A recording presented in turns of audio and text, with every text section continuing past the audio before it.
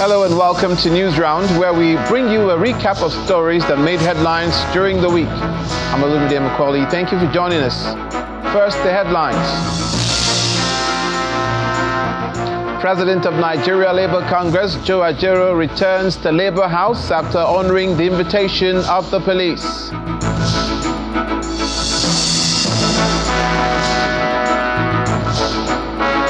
President Bola Tinubu to present whistleblowing policy to National Assembly soon for legislative action.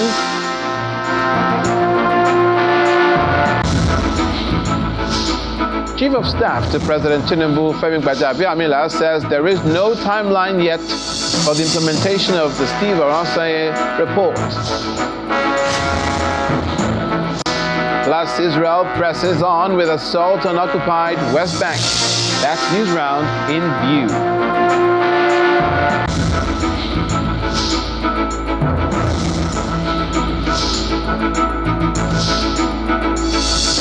To begin today, we start with the President of the Nigeria Labour Congress, Mr. Ajaero, who's returned to the Labour House after being questioned by the police over alleged charges, including criminal conspiracy, terrorism financing, cybercrime, and treasonable felony. Mr. Ajaero's lead counsel, Mr. Femi Falana, says the NLC boss was only questioned about the activities of another tenant in the Labour House building, not the alleged charges. When asked if he will press charges over the allegations, Mr. Ajaero says that will be decided pending the outcome of future events. NLC affiliate Union President, Senior Advocate of Nigeria, Mr. Femi Falana, civil society leaders and lawyers gathered for solidarity prayer and procession with the NLC President, Mr. Ajaero, following his invitation by the police.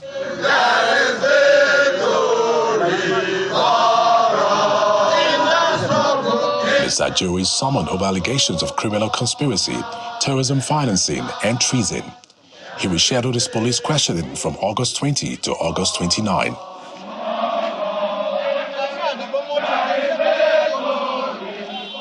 In his remarks, the NLC General Secretary, Mr. Emmanuel Ibuaja, defends Mr. Ajaero, saying he is a leader, not a terrorist. Anybody that knows Ajaero knows that those allegations are baseless. Ajaero is not a labor leader that hides his intentions. He puts all up his cards up front on the negotiating table. He's firm, he's consistent, so he doesn't need to go behind to do any stuff. As crowd of workers gathered at Labour House to support NLC leader Mr. Ajaero and begin the procession, they were told to stay back by Senior Advocate of Nigeria, Mr. Femi Falana, as he accompanies Mr. Ajaero and a few others to the Nigerian Police Intelligence Response Team headquarters for questioning. We are going to the police, abattoir, together with the President of the Congress. We'll appreciate if you all wait behind. I can assure you we're not going to be long. After the questioning, Mr. Ajaero returned to Labour House, where he's received by his supporters, and he gave his remarks. We have gone there and we are back. I just want to confirm to you that as a citizen, I've gone there and we are back here. But what is important is the circumstances, that took me to that place. Or whatever is the case, we're out to continue the struggle. What we had is quite different from what was contained in the invitation letter. Wow. So they said that the NSC president, they just want to ask him one or two questions in respect to a tenant that is here. And he just narrated what he knew about it. And that is just it. So that does not mean that we are going to relent. Because we don't know what will come up next. Meanwhile, in Zamfara State, members of the Labour Congress stormed the police headquarters in Gusau, the state capital, to express solidarity with the Labour president. Solidarity forever, for the union makes us strong. The union are watching the situation to decide the next action. Benny Ark, Channels Television News. Members of the National Association of Resident Doctors, NARD, have begun a 7-day warning strike, an action it says is intended to draw the attention of security agencies on the need to rescue their colleague who has been kidnapped for 8 months. Dr. Ganiat Bukola, a registrar at the Department of Ophthalmology, National Eye Center, Kaduna, was abducted on December the 27th, 2023, and has since not been released. The Association of Resident Doctors says they will be compelled to withdraw their services indefinitely if Dr. Bukola is not freed at the expiration of the warning strike.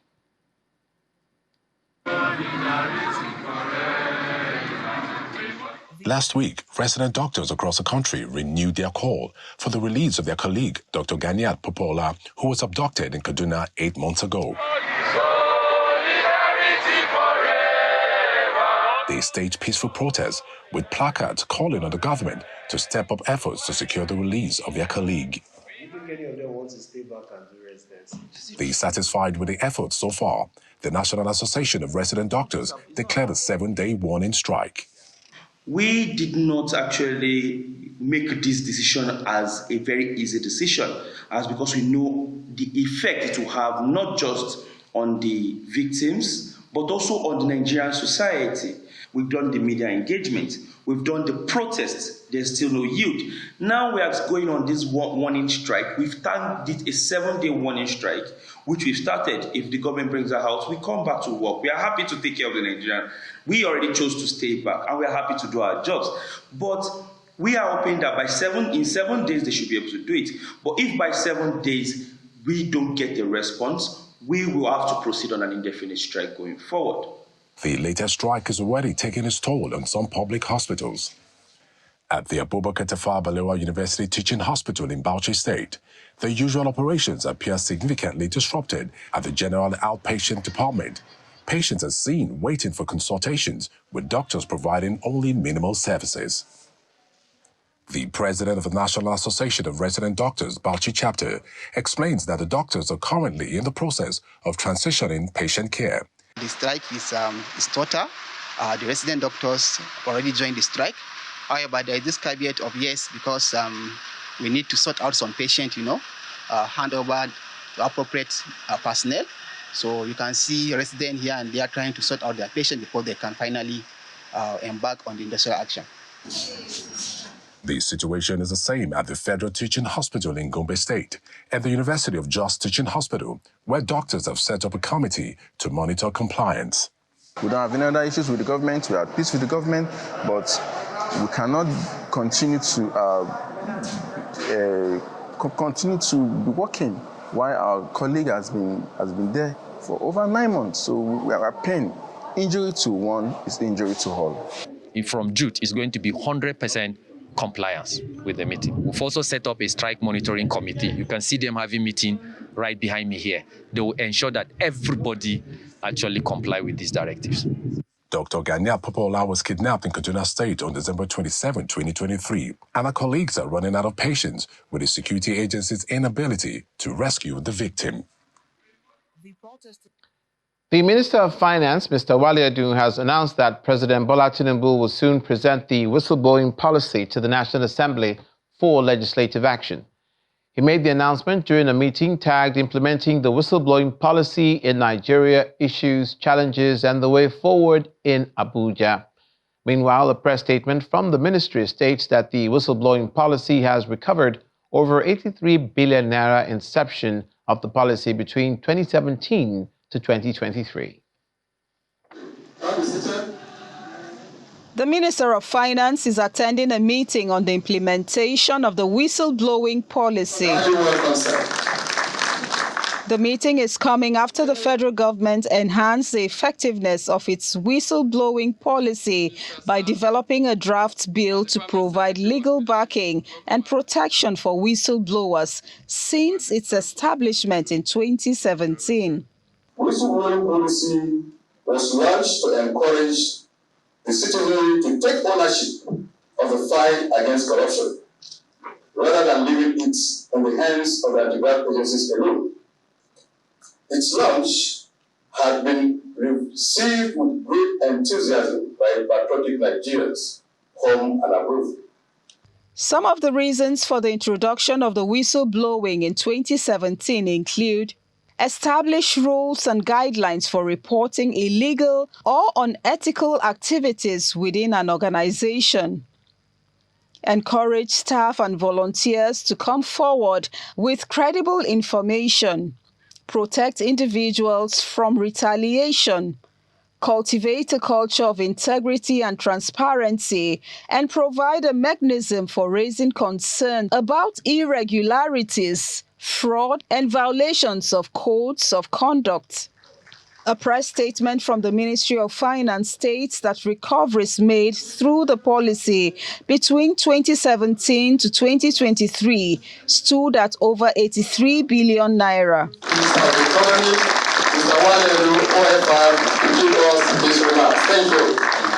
The finance minister says the present administration remains committed to the implementation of the policy. We are committed to implement the present government's agenda to the letter, and therefore no stone would be left unturned to ensure that a legal framework is put in place to drive the implementation of the policy. Towards this end, we are presenting in due course the whistleblowing bill to the National Assembly for necessary processing and legislative action. And we expect that the public will support the quick passage, the prompt and expeditious passage of this all-important bill by the National Assembly. The one-day sensitization workshop on the implementation of the whistleblowing policy restates the government's commitment to transparency, accountability, and integrity in governance. Sarah Chimugu, Channels Television News. The Chief of Staff to the President, Mr. Femi Gbajabiamila, has announced that all the necessary modifications to ensure a smooth implementation of the Steve Oronsaye report are being worked out. He also notes that it's not certain yet when the federal government will begin the implementation of the report. Mr. Gbajabiamila made the clarification after concluding a working visit to the Nigerian Extractive Industries Transparency Initiative in Abuja. The Chief of Staff to the President arrives at the conference room of the Nigerian Extractive Industries Transparency Initiative as part of his visit to government agencies under the presidency. He is here to assess and monitor the work of the agency, and the Executive Secretary of NAITI informs him of the challenges the agency faces, including funding. Your Excellency, since our inception, NAITI has made the extractive industry increasingly more open for public scrutiny to build transparent and accountable sector. Our interventions have led to legislations and recovery of revenues to the tune of over $7.2 billion. The Chief of Staff responds to the challenges raised by the agency. You've talked about funding, which obviously is a perennial, constant problem. But we're hopeful that moving forward, we'll collaborate, a lot closer, work more directly with you, and be able to address that particular challenge. Mr. Gbajabiamila also speaks on the delay in the implementation of the Steve Oronsaye report. Oronsaye's report is being worked upon. Yes, I mean, we've been talking about this for months now, but anything worth doing is worth doing properly. It's not as easy as it sounds. A committee has been set up looking at it, and I'm sure very soon, the full and final report will be out, and implementation will begin. How soon are we looking at? Well, I can't give you an exact timeline, but soon cannot be soon enough. I know that everybody's anxious, but like I said, we don't want to sacrifice thoroughness on the altar of anxiety or anxiousness of getting things done. It will be done soon. NAITI is one of the agencies recommended by the report to be scrapped. However, the agency is considered central to ensuring transparency in the nation's extractive industry. Kumbi Aboluade, Channels Television News. When Newsround returns, Israel presses on with major West Bank assault. Do stay with us.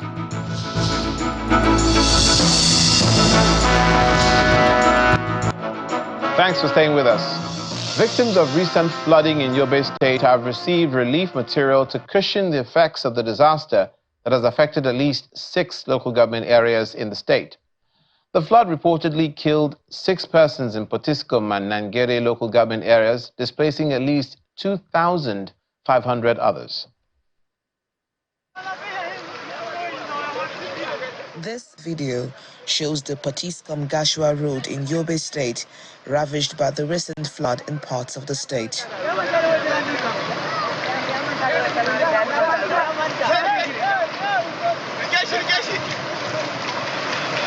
This once very busy road is now a shadow of itself owing to the recent flooding. Apart from the damage done to the road, buildings were also destroyed in Potiskum and Nangere local government areas, killing at least 6 people and displacing 2,500 others. There are about 1 person from Yindiski, which is in Dogonini Ward, 1 person in Barebaribao Elele, that's from Nahuta community, that is in Potiskum local government, 1 person from Uganda area of Irima Ward, 2 persons from Chukuriwa Ward of Nangere local government, 1 person from Nangere Ward in Nangere local government. These are the recorded deaths from this incident. To cushion the effects of these disasters, the senator representing Yobe South is distributing some relief materials to the victims. The amount involved that is going to be distributed to the affected communities is 20 million naira. 20 million naira.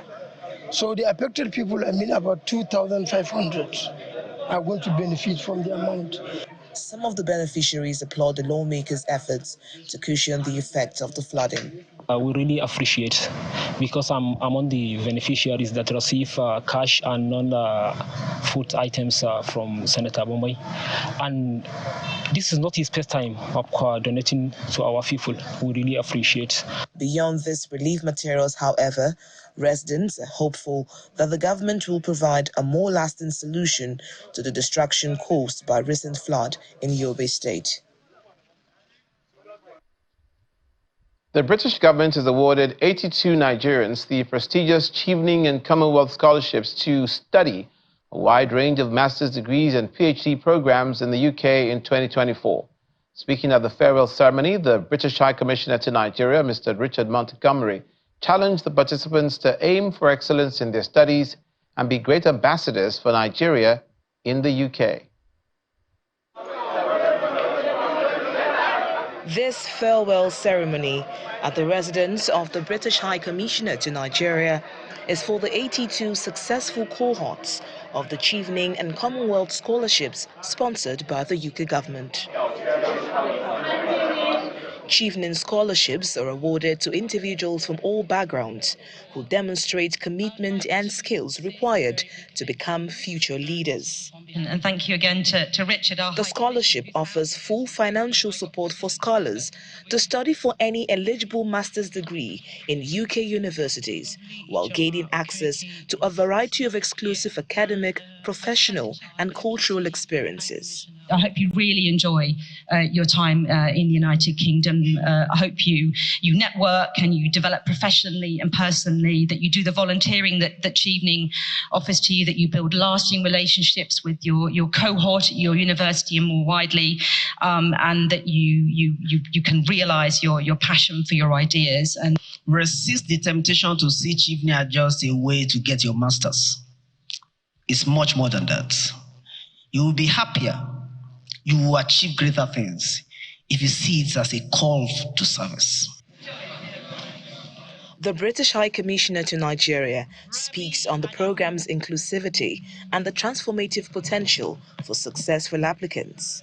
What we'd really like to see is that the Chevening scholars and the Commonwealth scholars, they invest in themselves as a peer group, they invest in the alumni associations, that they build their network as well as their academic credentials. But we also want them to be great ambassadors for this country, for Nigeria in the UK. And hopefully they come back, they understand the UK better, and they can be part of the very strong people-to-people links between our countries. For these scholars, it is an opportunity to build on skills and contribute to nation building. My work basically is how to develop initiatives and strategies to address the issues in the media. But most especially is how the media can become a powerful tool in holding government accountable and demanding for gender equity in Nigeria. To return back, reprise my role I currently play as a first line or front line physician, and also to strengthen Nigeria's healthcare research landscape, basically trying to devote and disseminate the skills that I have, try as much as possible to use mentorship programs for Nigerians and also other persons who are aspiring to pursue postgraduate programs in other countries like the United Kingdom. So far, over 4,000 Nigerians have benefited from the Chevening and Commonwealth scholarships. Since the program started in 1983, over 57,000 professionals have had the opportunity to take their careers to the next level through Chevening. From Abuja, Victoria Longjohn for Channels Television News.